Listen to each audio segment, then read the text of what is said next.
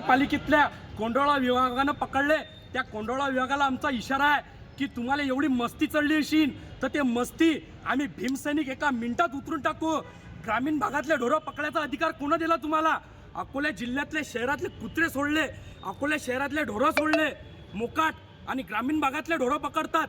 आज या ग्रामीण भागातले हे लोक आपले ढोरं सोडण्यासाठी सोनं नाणं गहाण ठेवण्यासाठी आले।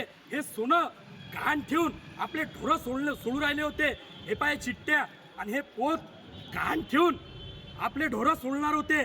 4-4 हजार रुपये एका ढोराजवळून हे वसुली करत आहेत आणि अकोला शहरातले ढोरं सोडून ग्रामीण भागातले लूट करत आहेत। तर या घटनेचा आम्ही सम्राट अशोक सेनेकडून निषेध करतो।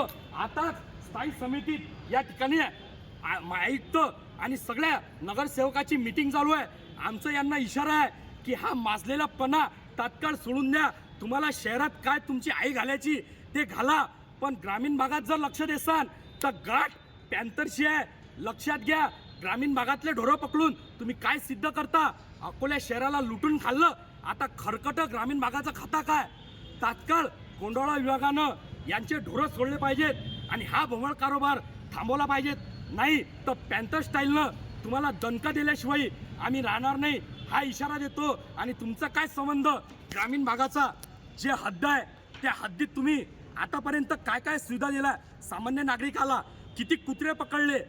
आज लहान लहान लेकरांना मोकाट कुत्रे डसतात, अनेक लहान लहान लेकरांना चाव घेतली, पण एकाही आयुक्ताचं उपायुक्ताचं कोणाचंच लक्ष या घटनेकडे नाही। मग महानगरपालिका उपट्याचं काम करते काय?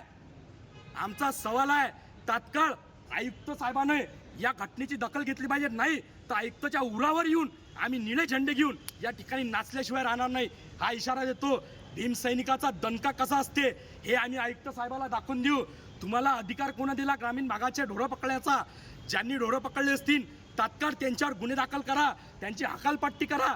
नाही तर या ठिकाणी आम्ही त्यांच्या उरावर नाचल्याशिवाय राहणार नाही, हा इशारा देतो।